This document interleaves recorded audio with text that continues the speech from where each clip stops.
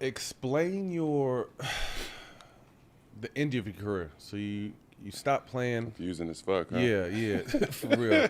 You stopped playing, came back, played, stopped, then retired. Explain the process, and obviously we're supposed to get to it later, but I just kind of want to open up with it because we had a friend here who's here but not here Yeah. that had a similar heart condition that you had, Yeah. and I was literally with him when he died on the court. Yeah. You know what I mean? And he was able to come back to life. So obviously we know how serious that is, but break down kind of the end of your career. Yeah. So did Bonzi as well. Shit. So, obviously, I was diagnosed with it in 2006 when I was drafted. Passed out in the game. So then they took me to the hospital. I found out I had it. Had like 2 or 3 procedures done. So I went a minute with no issues. Signed with the Spurs. This one was kind of quiet. It came out, but it was more like, more quiet. It came back again. So then they said I was out indefinitely for like a So week. when you came back, like you passed out or you just were feeling different? Yeah, like you pass out. It's kind of weird, and it's kind of like catch-22 because it's like as you get in better shape, symptoms get worse, which don't make sense, right? Because you're supposed to work out to get better, but it's kind of like, so my shit can slow down too much, like when I'm out of rhythm, and I can pass out. So, as you get in better shape, your shit goes slower and slower, you know what I'm saying? So I was passing out. So I was in camp, had a little issues, so then we got that fixed. So then fast forward to the end, I got the vaccine, played the one game in Chicago, felt terrible, like my heart rate was like racing, it was going too slow, like it was just off. So then I went home that night, and then we had a back-to-back with the Lakers. So then I played again, and like the whole thing with my heart is like, if I'm out of rhythm or I'm about to pass out, if you run, your shit's supposed to straighten up, so then you're good to go. It was the first time I was running and my stuff wouldn't straighten up. It was still going slow. It was like weird So you to be. can feel it as you're running. Yeah, Don't like you're feel supposed to right. be like 100 and some, beats, and you're at like 60, and like how is that even possible? So like I just didn't feel right. So I go home that night, laying down, and like my shit was getting so slow, I just kept passing out over and over. And I'm more chill, and I grew up poor, so it's like you kind of like got to figure some shit out on your own. So I was like, just get through the night and I'll be good. So the whole night I'm laying there thinking I'm about to die. So then I called the trainer at like 6 a.m. Like, I can't take it no more. Go to the hospital. Like, they check me out.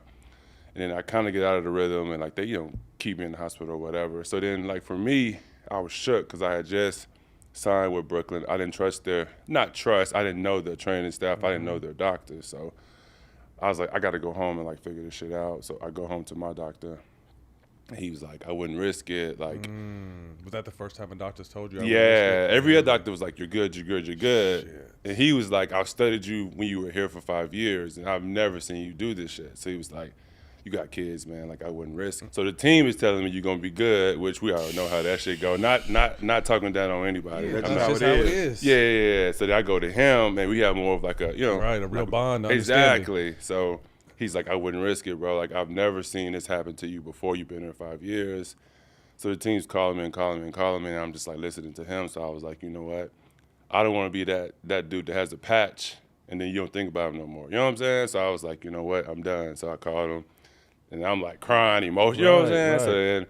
So then I retire, and like it goes crazy or whatever. I kind of like duck off and hide, like like normal. And then my doctor hit me up like, hey, if you really want to try this again, let's spend the whole summer putting you through every test I can put you through, running, I don't want to lose. So this is the beginning of the season. You retire, and you Yeah. go through the whole season. Then that following summer, the doctor hit you again. I retired towards the end, if you Okay. remember, because that's when KD needed the shot from a teammate. Yeah, that's right. And I said, if I was there, man, that's my chance to win the ring, because he's needed. Because That's right. nobody could make a shot that game, and that's what I do. So that's when I retired towards the end when they were playing against Giannis, and and his foot was on the line. It's on the line, yeah. Exactly. So I Yeah. was sick because I'm like, Right. this is my opportunity, and they don't come often, as y'all know. Yeah. So I go home to that, and then that following summer. Okay. So were you still kind of around the team, or you were at home at this time? No, I went home. Okay. Like, as soon as it happened, like, it's kind of funny. I packed all my shit up, and like I got on the jet, and I was like, I'm out of here. So I didn't have to go back and get nothing, because I was just like, I don't want to die. You know what I'm saying? So went home and handled that shit. Mom's all shook and figured Yeah. everybody's blowing me up. So anyway, he hit me up that summer and was like, if you really want to play again, like, let's do it the right way.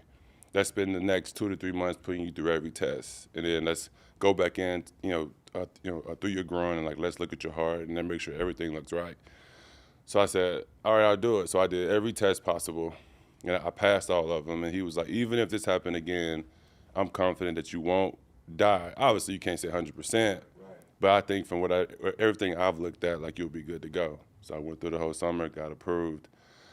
Had to go through the NBA. It was a long-ass process, bro, because, at the NBA, they don't want you dying either, obviously, but they don't want that liability. So then they put me through a whole nother ringer of, 10, 12 tests, passed all that shit. So then it was like, okay, now where do you want to go? Like, I'm back cleared to play.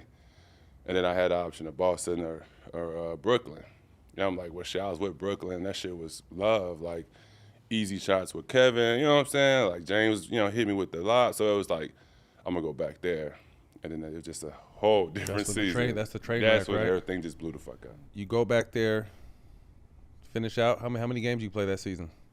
Yeah, I don't even remember, bro. That was a frustrating season. Shit, maybe like 25, 30. Okay. Because then Claxton, who starts now, started to play really good. Mm-hmm. So then they kind of put me to the back burner a little bit because I couldn't switch. Could switch. I don't want to get into this shit. I could switch. You just got to have some, like somebody behind your ass. But anyway.